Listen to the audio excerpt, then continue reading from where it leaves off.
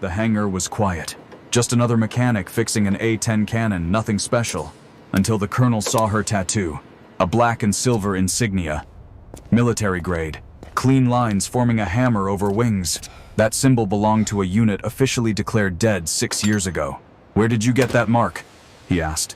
"Earned it," she said quietly. The next morning, her station was empty. Where did you get But that what mark? the colonel discovered in her past changed everything. Some ghosts don't stay buried.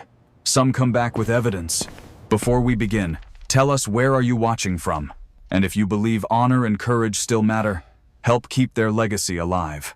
The hangar was silent except for the hiss of compressed air and the slow rhythm of a torque wrench. Staff Sergeant Kara Ellison stood under the belly of an A-10 Thunderbolt II, sleeves rolled, oil stains across her forearm. The metal of the GAU-8 cannon gleamed under the blue fluorescent lights, each barrel polished like a mirror. Colonel Dean Mercer paused at the doorway. He wasn't supposed to be here this late, but something about the quiet pulled him in.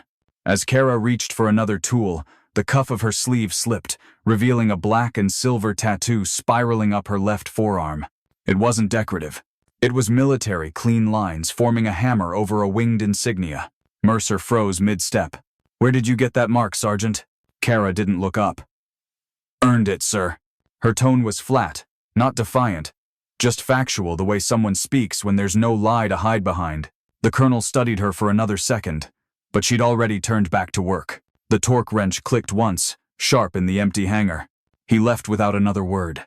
Dawn crawled across Falcon Ridge Air Base, painting the desert pale gold. Mercer walked the flight line, the morning air still cool enough to bite. Ahead, a 10 FR 271 waited under floodlights. Its nose pointed toward the test range. General Curtis Mallory was already there, crisp uniform, 2 aides in tow, sunglasses hiding his eyes. "Colonel," Mallory said, smiling too easily. "Let's see if your maintenance crew got it right this time." Mercer nodded, slipped on his gloves, and accepted the flight helmet from a crew chief. Inside the helmet liner, a folded scrap of paper. He opened it. Handwritten, pencil pressed deep into the page. "Check feed sync. 0.7-second pause." "K." Mercer frowned, glancing around. "No, Kara. No one near enough to have left it by accident." He pocketed the note, climbed into the cockpit, and powered up. The A-10 screamed across the desert, low and steady. At 500 feet, Mercer lined up on the target range rows of rusted tank husks and painted trucks. First burst. Perfect. Second burst. Smooth recoil, no warning lights. Then came the third pass. He squeezed the trigger. The GAU-8 roared to life, the aircraft trembling with its own firepower. Half a second in, a grinding noise ripped through the cockpit, metal on metal. Mercer's pulse spiked. He released the trigger, counted half a second, fired again just as the note had warned. The jam cleared. The warning light blinked once, then went dark. If he hadn't paused, the gun would have locked mid-burst. At this altitude, that meant a stall, maybe worse. Someone had tried to kill him, or at least make it look like an accident. Back on the tarmac, Mallory's smile was thin. "Nice recovery, Colonel. Thought you'd lost her for a second." Mercer said nothing. The general walked off, his aides following like shadows. Mercer headed straight for the maintenance logs. The last entry before flight was a routine check by Senior Airman Tyler Knox, time-stamped 4:10. No authorization code, no reason to be there. He found Knox in the tool room, earbuds in, tapping a wrench on the bench. Mercer shut the door behind him. "Who told you to touch FR 271? Knox pulled one earbud out, stammered. "Just check the clamps, sir." Mercer's voice dropped. "You adjusted the sync timing." The airman's eyes darted. Someone from DC said it was part of an upgrade." "Who?" "Didn't give a name. Said Sergeant Ellison was dangerous. Sent me a transfer bonus." "He can have. Show me." Knox hesitated, then unlocked his phone. A deposit $4,000 from a shell account, labeled AeroSec Consulting. Mercer stared at the number, jaw tightening. "Write a full report," he ordered. "On my desk by 1600. Knox nodded too fast. When Mercer left, the kid's hands were shaking so hard he dropped the wrench. Outside, the sun had started to burn the haze off the horizon. From across the runway, a black SUV sat half hidden behind a fuel truck, engine idling. Mercer caught it in his peripheral vision-tinted windows, no base decal. When he turned for a better look, it rolled away without a sound. He exhaled slowly, eyes on the empty hangar. Somewhere in that maze of steel and shadow, Kara Ellison had left him a warning. Now, she was nowhere to be found. Everyone thought it was just another test flight. It wasn't. Something darker had already started moving under Falcon Ridge, and Mercer could feel it watching. By 1600, Tyler Knox hadn't shown. Mercer checked his office clock twice, then grabbed his keys. Outside, the sun was dropping behind the desert ridge, throwing long shadows across the hangars. Base security found Knox an hour later. His car sat parked beyond the outer fence line, windows fogged, engine off. He was slumped behind the wheel, a single gunshot wound to the head, a note that read 2 words, "I'm sorry." Mercer stood at the scene, arms folded, saying nothing. The pistol was in the wrong hand. The burn mark on the seat didn't match the angle. Whoever arranged it hadn't expected someone to notice. That night, he didn't go home. He locked his office door, shut the blinds, and turned off the light. Only the glow of his monitor filled the room as he logged into the classified maintenance archive. He typed Ellison, Kara L. The screen blinked. Transfer history showed Falcon Ridge 4 years ago. Before that, Redstone Maintenance Center. He clicked it. Access restricted. File expunged. His brow furrowed. He tried again using an intelligence backdoor still active from his time in recon. Same result. No record. Mercer leaned back in his chair, thinking. He didn't search the name again. Instead, he searched the phrase that had stuck in his head since the hangar the hammer with wings. A dozen ghost entries flashed before disappearing, as if the system was scrubbing itself in real time. But one phrase stayed. Operation Iron Harbor. Task Group 17B. He clicked. Old mission footage loaded, grainy, low-light, date stamped 6 years ago. A concrete compound by the sea. Heat signatures everywhere. Then sudden whiteout as a massive explosion swallowed the frame. The mission summary read, "All personnel presumed KIA. No recoverable remains." Scrolling down, he found a blurred still from a drone feed. One single figure moving through smoke, crawling into a drainage trench. A heartbeat on the thermal sensor. Then nothing. Mercer's stomach dropped. He took a photo of the screen with his phone before the file vanished. The name below the image read, Major Helena Reddick.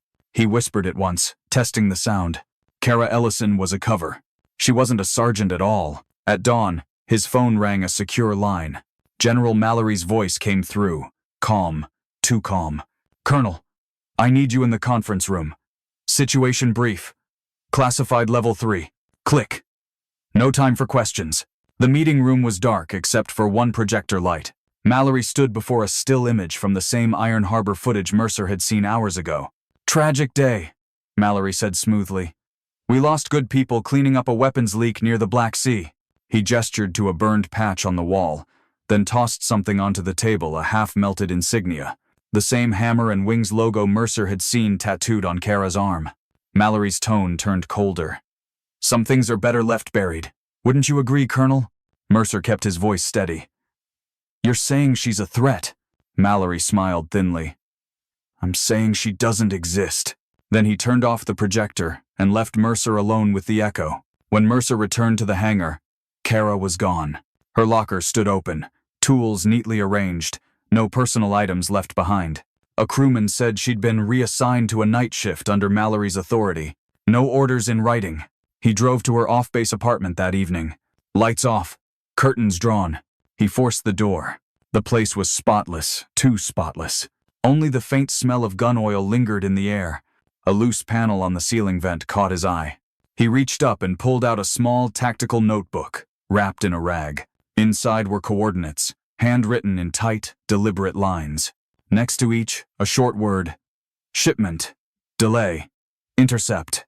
At the back, a faded photo. 7 soldiers in combat gear, faces young, confident, standing before a hangar marked Spectre Hammer. One of them, unmistakably Kara Younger, in full rank insignia. Next to her, a smiling Colonel Mallory. Mercer's chest tightened. It wasn't a failed mission. It was a cleanup. Iron Harbor wasn't sabotage, it was erasure. He barely had time to think when his office phone began to ring. Red light. Base emergency channel.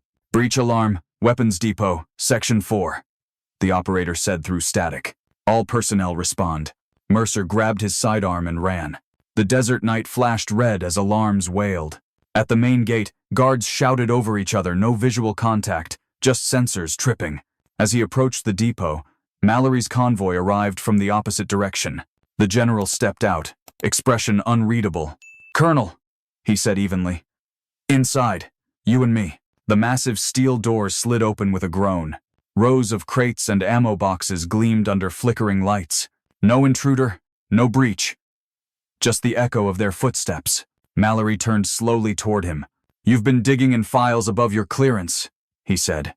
Mercer's hand hovered near his holster, but Mallory smiled. "Relax, Dean. I'm not your enemy, unless you make me one. Havli Bince the post to me." Then he added, soft as a knife sliding home, "Sometimes assets become liabilities." Before Mercer could reply, every light in the depot snapped off. The building plunged into darkness. Somewhere behind him, metal clanged, and a voice low, urgent, whispered in the dark, "6 steps down. Then duck." A hand gripped his sleeve. He let it. They disappeared into the shadows beneath the depot floor, just as the first security team burst through the doors above. The air beneath the depot was thick with dust and heat. Mercer stumbled down the narrow steps, guided only by the faint orange glow of an emergency light. The hand gripping his arm was steady, strong, and absolutely certain of where it was going. When they reached the bottom, she turned. Kara Ellison pulled off her mask and the quiet, obedient mechanic was gone. Her eyes were sharper now, posture straight, voice stripped of hesitation. "Major Helena Reddick," she said. "Spectre 6. Mercer's pulse hammered in his ears. "I knew that, Mark," he whispered. "Iron Harbor." Helena nodded once. "They buried us under that name." 7 went in, 1 crawled out. She walked to a steel crate half buried in sand and kicked it open. Inside was a weather-sealed case, laptop, flash drives, and printed manifests with Mallory's signature. Stacks of offshore routing codes, purchase orders, transfer IDs, all real. 6 years collecting this, she said quietly. "Mallory's been selling our weapons through dummy contracts." Mercer stepped closer, the orange light flickering over his face. "And Knox? Used. Paid to tweak the cannon so it would fail mid-test. You die. They blame a tech error, and every trace of me disappears." The emergency light dimmed again. She opened the laptop. Encrypted windows filled the screen. "This is the archive," she said, "but it can't go through the network. He controls all comms leaving the base." Mercer watched the progress bar crawling across the screen. "What's your plan?" She closed the lid. "Not mine anymore. The plane's." She moved to another crate and pulled out a small black module shaped like a flight data recorder. It's wired into the A-10's targeting system. Once it takes off, data transmits automatically to multiple channels. Inspector General, Oversight Committee, journalists, no one can stop it mid-air. Mercer exhaled slowly. "So Mallory thought you'd vanish quietly." He always underestimated ghosts. Above them, heavy boots thundered on the metal floor. Flashlights sliced across the ceiling. Mallory's voice echoed through the loudspeaker. "Colonel Mercer! Step out! You're aiding a traitor!" Helena's expression didn't change. "We have 5 minutes before they breach." She pressed a small transceiver into his hand, encrypted frequency. "Captain Ryan Cole. He's flying FR 271 tonight. He knows the signal." Mercer slipped the device into his pocket. "Cole's part of this? He's the only pilot I trust. When the upload starts, he'll take it all the way to DC." The lights above flickered violently, power rerouting. Mercer looked up. "He's cutting the grid," Helena smirked. "Let him try." She reached for the wall panel and ripped open a junction box, pulling 2 wires together. Somewhere above, alarms screamed to life. The sound masked their movement as they climbed deeper through the maintenance tunnel. For the first time since Iron Harbor, Helena spoke about that night. "They told us it was an extraction mission," she said.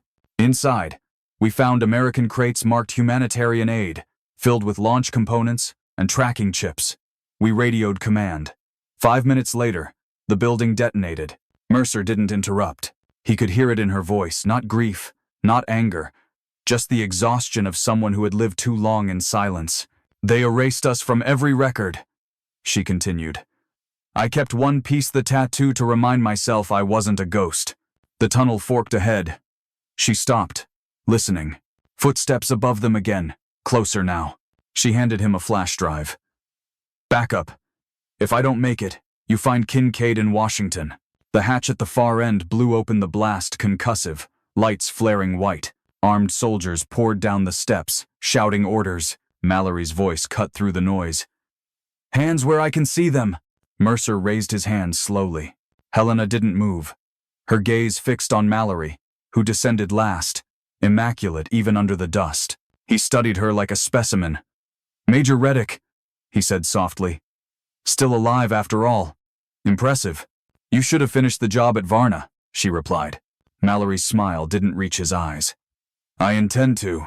Two soldiers grabbed her arms. Mercer lunged but was slammed against the wall. Mallory leaned close to her ear. The data dies with you. Helena met his stare. No. It's already flying. Mallory frowned. Then, outside. A roar split the air, the deep thunder of twin turbofans spooling up. Everyone froze for half a second. Through the ventilation shaft, faint light flickered, the strobe of an A-10 taxiing down the runway. Mercer and Helena were shoved toward the exit, hands cuffed, while Mallory barked into his radio. Ground control. Stop that plane. Static answered. The floodlights outside ignited the desert night. FR 271 rolled forward, engines howling. Mercer caught Helena's eye as they were forced past the open doors. She whispered one word he barely heard over the noise. Transmit. He pressed the hidden transceiver switch in his pocket. Somewhere out on the tarmac, the A-10's nose light blinked twice in acknowledgement. The soldiers pushed them into a transport van. Through the window, Mercer saw the jet lift off, afterburners painting the horizon white. Mallory's shout faded behind them, swallowed by the roar of the sky. Helena leaned back against the seat, cuffs biting into her wrists, eyes fixed on the shrinking glow above. The ghost of Spectre 6 had just set the truth free, and Mallory was running out of time. The van jolted hard as sirens blared across Falcon Ridge. Mercer's wrists were bound, head pressed against the metal divider. Through the narrow window, he saw floodlights scatter across the runway, chasing a jet already climbing into the night. FR 271 is airborne, a voice shouted over the radio. Mallory's response cracked like thunder. Scramble, intercept, bring that bird down now. No answer came back, only static, thick and endless. Helena sat across from Mercer, calm, blood drying along her temple. Her breathing was steady, eyes locked on the faint glow fading toward the east. The data's gone, she murmured. No turning it back. Outside, base personnel ran in circles, shouting orders that no one followed. Mallory's convoy cut across the tarmac, dust swirling under the red beacons. He barked into his headset, fury shaking every word. But the tower didn't respond. Every channel was jammed. On his monitor, a single line of text appeared. Spectre 6 uplink complete. Mallory froze. He watched helplessly as digital files began replicating through multiple servers. Department of Defense, Senate Oversight, Inspector General, 3 media outlets. The system he once controlled had turned against him. He slammed his fist on the console, shouting for manual override, but it was too late. Up above, FR 271 crossed state lines, altitude 20,000 feet, and rising. Inside the cockpit, Captain Ryan Cole's hands were calm on the stick. He flipped the final switch. The progress bar on his console blinked green. Transmission 100% complete. The A-10 leveled out, cutting through cloud cover toward dawn. Back on the ground, the van stopped abruptly. Mercer was yanked out first, soldiers surrounding him with rifles drawn. Helena followed, still silent, cuffs tight around her wrists. Mallory stormed toward them, face pale with rage. He grabbed Helena by the collar, shaking her hard. You think this changes anything? You'll disappear again. You all will. Helena didn't blink. It already changed everything, she said softly. And at that exact moment, her words proved true. Over the radio came a new voice, clear, official, calm. This is Inspector General Kincaid. General Curtis Mallory, you are relieved of command. Military police have assumed jurisdiction over Falcon Ridge. The soldiers looked at one another, hesitating. Mallory spun, shouting orders no one obeyed. 2 MPs stepped forward, weapons lowered but firm. Sir, one said, Please remove your sidearm. For the first time, Mallory hesitated. He saw the red lights flashing across his own vehicles, the sudden silence in the air. Then, wordlessly, he handed over his gun. Helena watched as they cuffed him, the same metal biting his wrists that had cut into hers minutes before. He tried to hold her gaze, but she didn't give him that satisfaction. Instead, she turned to Mercer. "You should go with the investigators," she said. He shook his head. "I'm not done here." "Neither am I," she answered, and the corners of her mouth twitched into the faintest smile. By morning, the desert was quiet again. The hangars stood under a pale sky, the chaos of the night reduced to a few burned tire marks on the tarmac. Helena sat in a makeshift debrief room, hair pulled back, uniform reinstated with the rank she had earned years ago. Lieutenant General Kincaid stood opposite her, papers spread across the table. His tone was measured, respectful. "Major Reddick, your file is being restored. Spectre Hammer's record will be reopened as an active inquiry." She nodded once. "Then they'll finally be remembered." Kincaid paused, then quietly, "And you? What will you do now?" Helena looked out the window at the line of A-10 seconds parked along the ramp. "Keep working," she said. "There's always another storm coming." It wasn't pride, just certainty. Mercer entered moments later, uniform cleaned, eyes heavy from a night without rest. "General wants a full testimony in D.C., he said. "You'll need an escort." "I can find my own way," Helena replied, though her voice carried warmth this time. Kincaid gathered the files, leaving them alone. Mercer leaned against the wall, arms crossed. "They'll probably offer you a desk." "I don't sit well at desks," she said. "Didn't think so." He smiled for the first time in days. Hours later, the base returned to routine. A-10 seconds prepped for training flights. Crews moved quietly, pretending not to stare at the woman who'd exposed a general. Helena ignored them, walking the familiar stretch of hangar until she reached FR 271. The jet bore new paint, now clean, polished. The scars from the test flight erased. A young airman struggled to calibrate the feed mechanism, muttering at the stubborn machine. Helena stepped beside her, guiding the wrench with a gentle hand. "Don't follow the manual too closely," she said. "These guns don't like perfect." The girl blinked in surprise. "Yes, ma'am," Helena smiled faintly. "You'll figure it out." Outside, Mercer waited near the flight line. He watched her walk out, sunlight cutting through the hangar behind her. "Washington's waiting," he said. Helena stopped beside him, both gazing toward the open sky. The horizon shimmered with heat, the sound of engines rising in the distance. "Funny thing about truth," she said quietly. "You can bury it, but not forever." Mercer nodded. "Then let's make sure it never gets buried again." Together, they turned as FR 271 took off, the sound rolling like thunder over the desert. The A-10 climbed higher, its silver wings flashing in the morning light. No medals, no applause, just a jet carrying the weight of 7 names and 1 promise finally kept. If you enjoyed the story, consider sending a super chat to help bring more stories like this. Now, click on the video on the screen to hear another story that's just as powerful and captivating, with courage, sacrifice, and a choice that will leave you questioning everything you thought you knew about duty and justice.